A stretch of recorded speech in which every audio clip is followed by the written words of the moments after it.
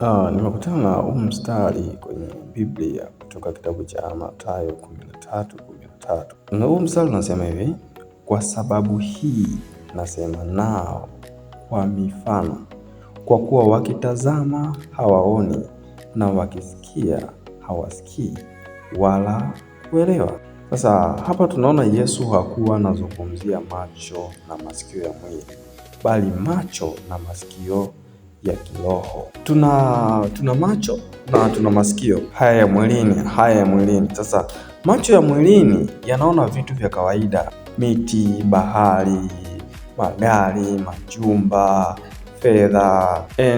Masikio ya mwili yanasikia sauti mbalimbali ambazo muziki, maneno, vitu kama hivyo, au masikio ya mwilini.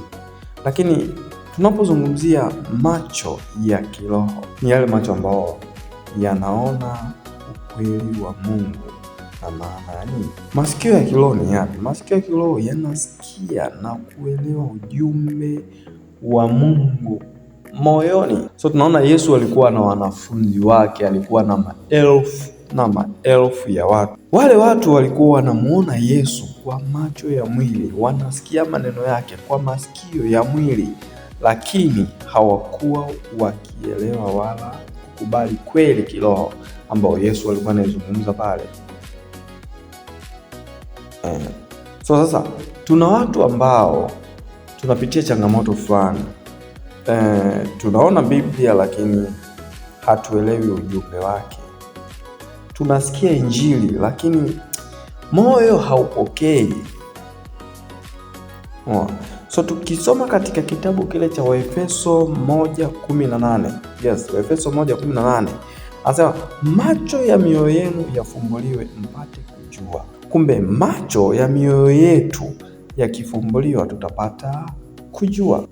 Pia ukisoma ile Mathayo 13:15, anasema masikio yao yamesikia kwa uzito na macho yao wameyafumba.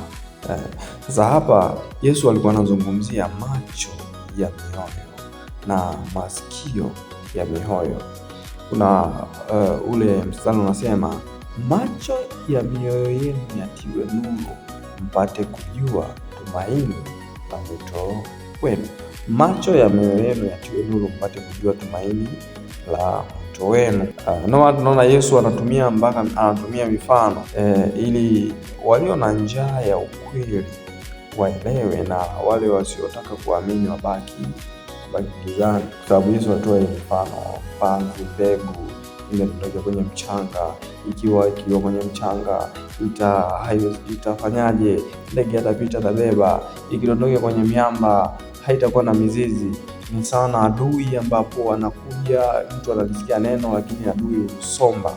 Ile mbegu iliyodondokea kwenye miiba itamea, lakini ile miiba inakuwa inafanyaje? Inazuia. So mbegu iliyodondokea kwenye udongo mzuri itamea, itazaa 100, 30.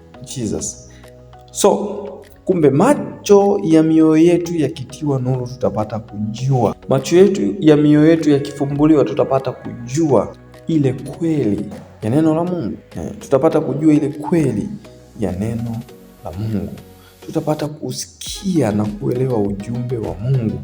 Hii neno nimeishia hapa ili mtu mmoja aweze kuvuka na kujifanyia assessment.